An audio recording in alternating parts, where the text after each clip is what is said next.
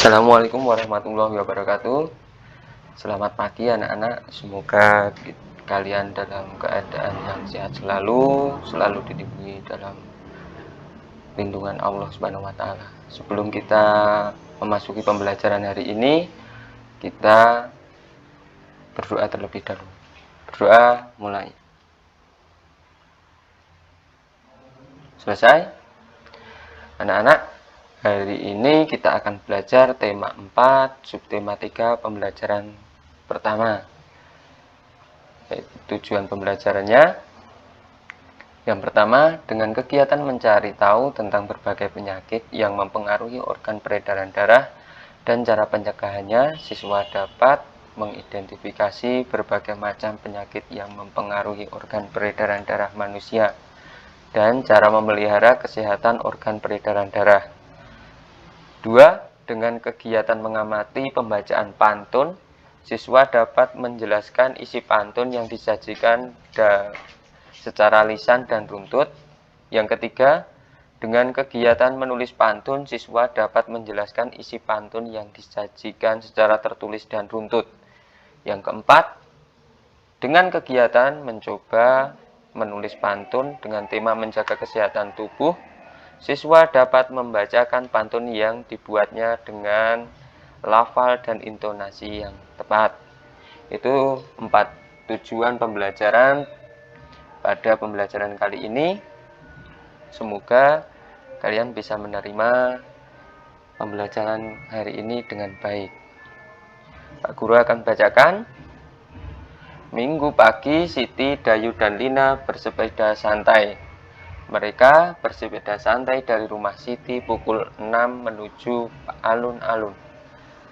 Jarak rumah Siti menuju alun-alun tidak jauh, lebih kurang 5 km.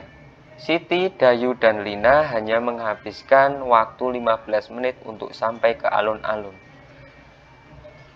Anak-anak,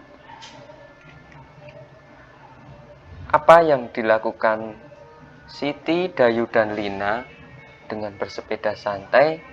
Untuk apa?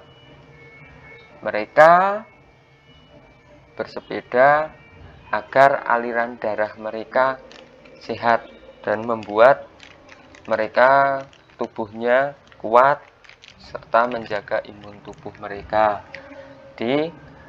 Bersepeda itu merupakan salah satu contoh dari menjaga peredaran darah mereka.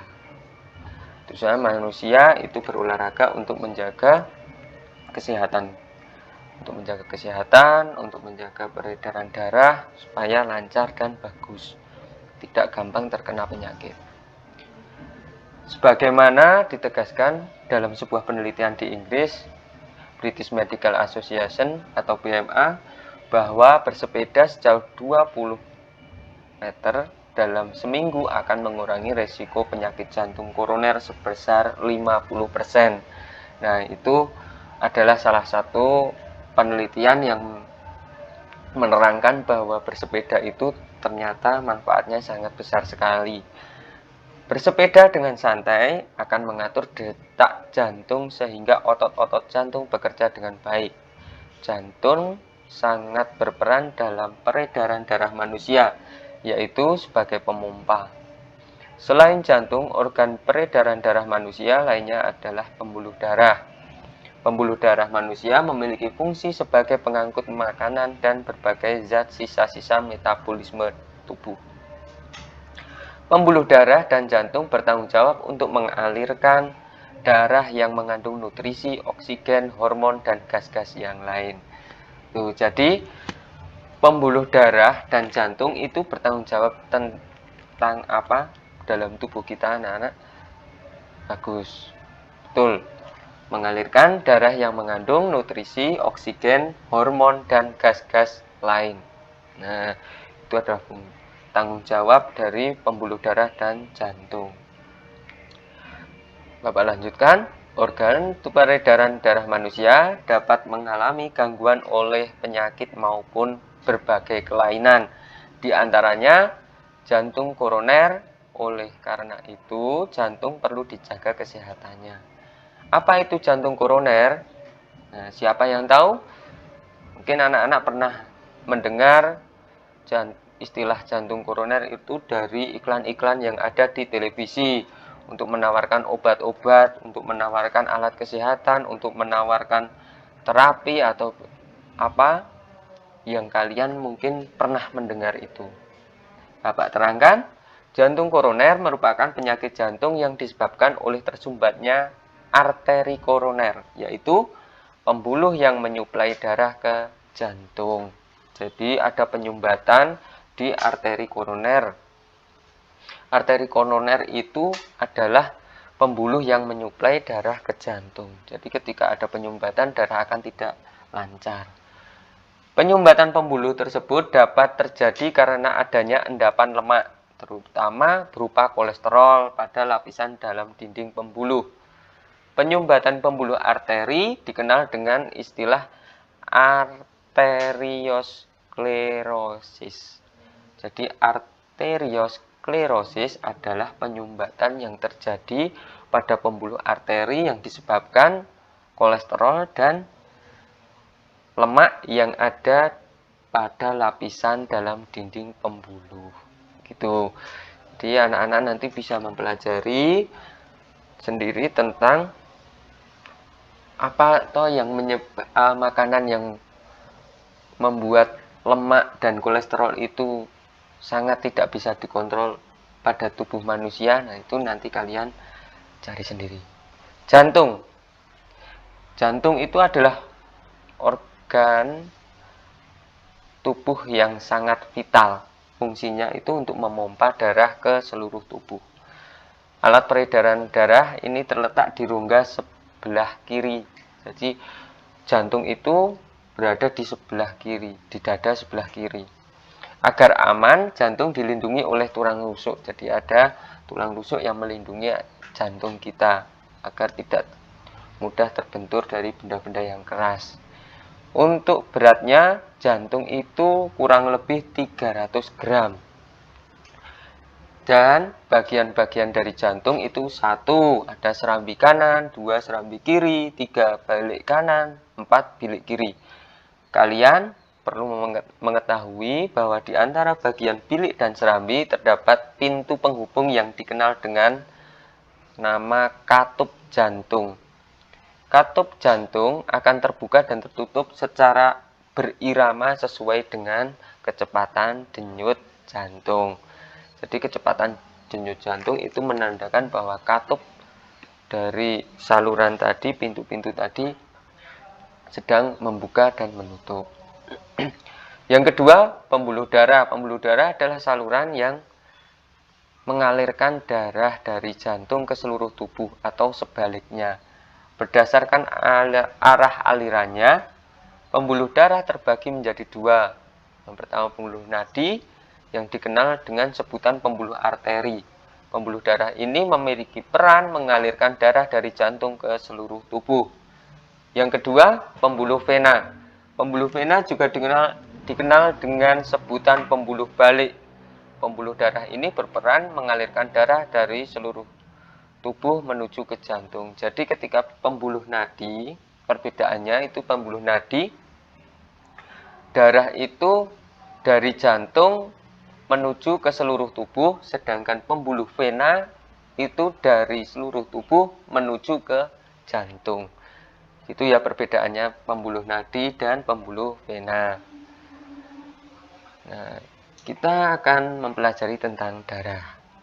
Darah mengalir ke seluruh tubuh.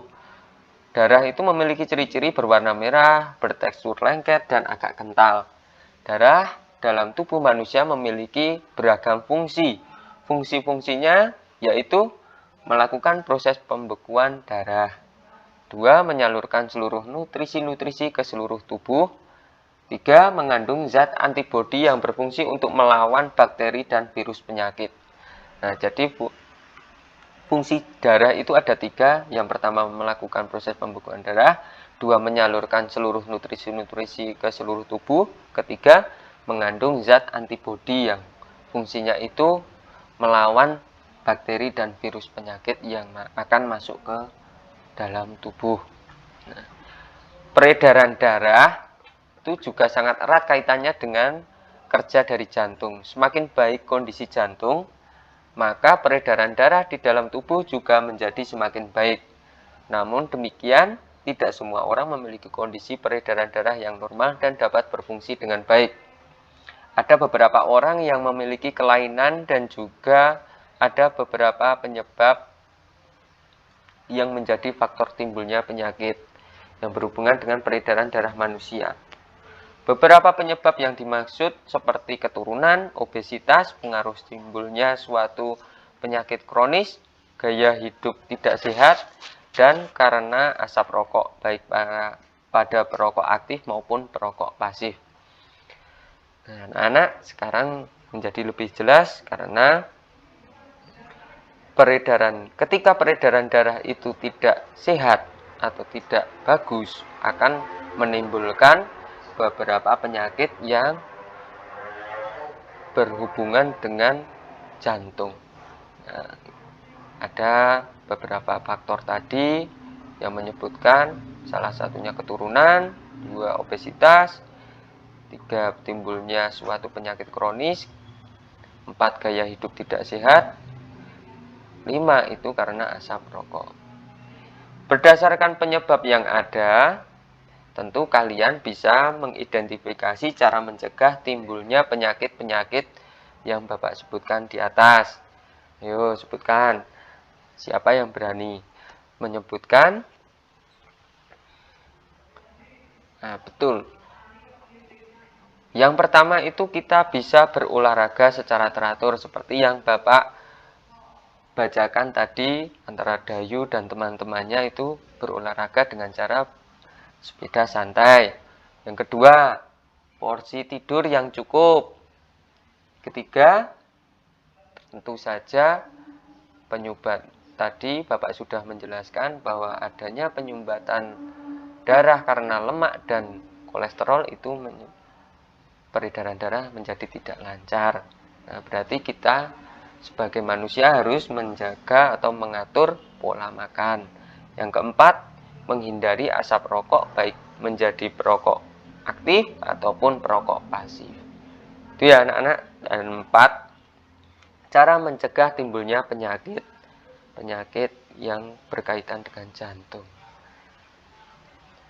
Anak-anak, pada sistem peredaran darah itu ada 2.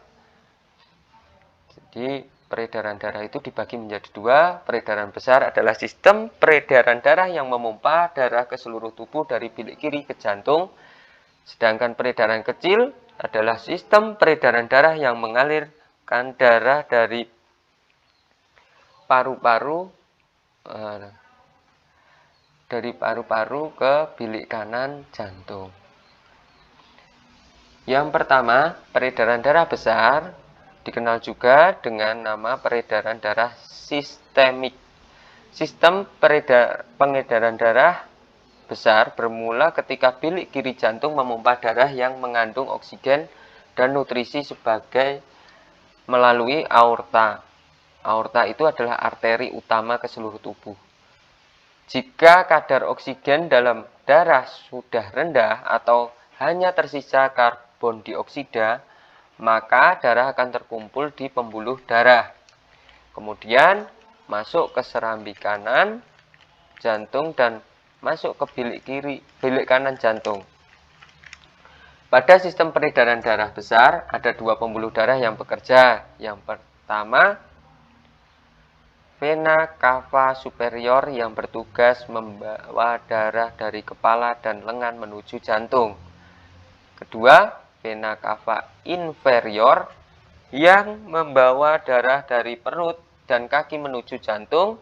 Jadi peredaran darah besar berfungsi memompa darah dari jantung ke seluruh tubuh kemudian kembali lagi ke jantung.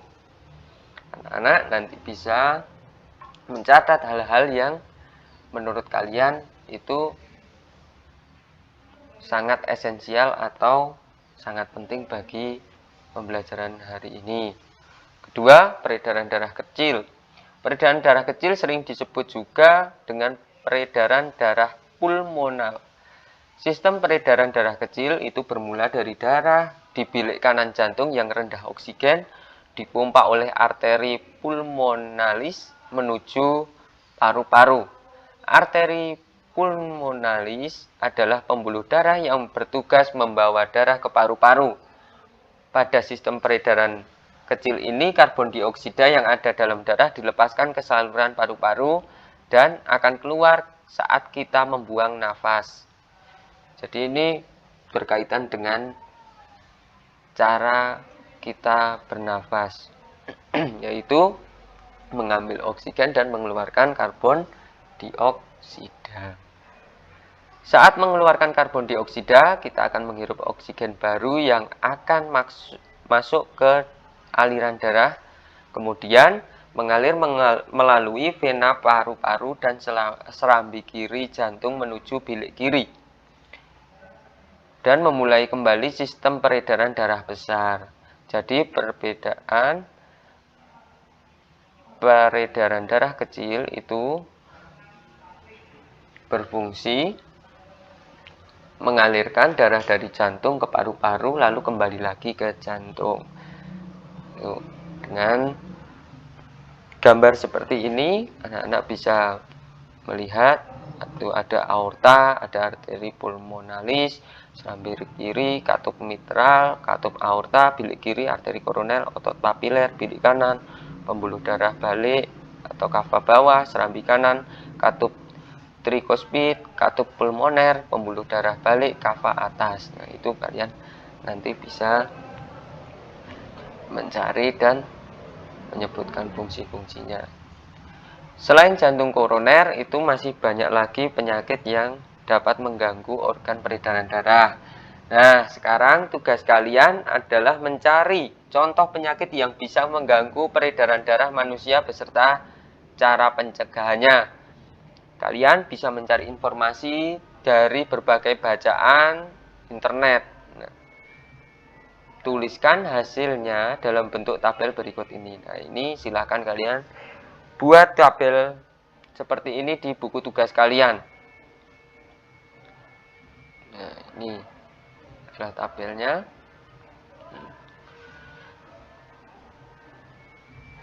Anak-anak pernah mendengar kalimat mencegah lebih baik daripada mengobati. Itulah slogan kesehatan yang sering kita dengar. Nah, siapa yang mengerti makna dari slogan tersebut? Siapa yang tahu? Nah, betul. Slogan itu berisi nasihat. Nah, adapun makna dari slogan tersebut adalah mencegah timbulnya faktor yang dapat menyebabkan terjangkitnya penyakit, mencegah lebih baik daripada mengobati yang terlanjur menjangkiti dari tubuh kita. Pada dasarnya, faktor penyebab timbulnya penyakit dapat diminimalisasi dengan cara mencegah. Nasihat bagi masyarakat secara umum bisa dilakukan melalui berbagai media seperti slogan. Selain itu, nasihat bisa disampaikan melalui pantun seperti contoh berikut. Perhatikan, Pak Guru bacakan. Memang indah bunga selasih, selasih bunga tanpa getah. Lingkungan asri juga bersih, belajarnya nyaman, hatinya betah. Kita sudah pernah belajar tentang pantun. Nah, sekarang ini pantun ini kita akan ulas satu persatu. Berdasarkan pantun di atas dapat dijelaskan sebagai berikut. Pantun memiliki satu bait yang terdiri atas 4 baris, 2 suku kata pada baris secara urutan berjumlah 9, 9, 10, dan 11. 3. Setiap baris terdiri atas 4 kata. 4. Baris yang menunjukkan sampiran yaitu memang indah bunga selasih baris pertama, selasih bunga tanpa getah baris kedua. 5. Baris yang menunjukkan isi yaitu lingkungan asri juga bersih baris ketiga, belajarnya nyaman, hatinya betah baris keempat. 6. Pantun bersajak AB-AB. 7. Pantun di atas termasuk jenis pantun nasihat. Perhatikan pantun berikut ini. Kacang goreng enak dimakan, kue tape diberi ragi. Kalau tembok sudah dibersihkan, jangan ada coretan lagi. Silahkan anak-anak tentukan apa jenis pantun di atas. 2. Ada berapa baitkah pantun di atas? 3. Terdiri atas berapa bariskah bait pantun di atas? 4. Tuliskan baris yang merupakan sampiran. 5. Tuliskan baris yang menunjukkan isi pantun. Silakan kalian kerjakan di buku tugas kalian. Pantun, anak-anak sudah tahu. Pastinya pantun itu terdiri dari 4 baris, berirama silang api-api, disusun dengan irama yang jelas, indah, dan memiliki makna yang penting. Pantun itu termasuk karya yang dapat menghibur sekaligus menegur. Pantun merupakan ungkapan perasaan dan pikiran yang disusun dengan kata-kata indah, sehingga sangat menarik untuk didengar atau dibaca. Pantun menjadi ciri khas bangsa Indonesia dalam mendidik dan menyampaikan hal-hal yang bermanfaat. Nah, silahkan anak-anak menulis jawaban dari pertanyaan Pak Wan tadi. Jenis pantun ada jumlah bait, jumlah baris, baris sampiran, baris isi pantun. Silahkan anak kerjakan, buat tabel di buku tugas kalian. Itu anak-anak, pada pembelajaran kali ini berakhir sudah. Semoga anak-anak dapat menerima materi yang disampaikan Pak Wawan tadi. Selamat belajar, tetap jaga protokol kesehatan, jangan bepergian keluar rumah dulu apabila itu tidak terlalu penting buat kalian. Tetap cuci tangan, menggunakan sabun dan di air yang mengalir. Pakai masker yang paling utama. Itu anak-anak, salam sehat, salam prestasi. Semoga kalian menjadi anak-anak yang berprestasi. Assalamualaikum warahmatullahi wabarakatuh.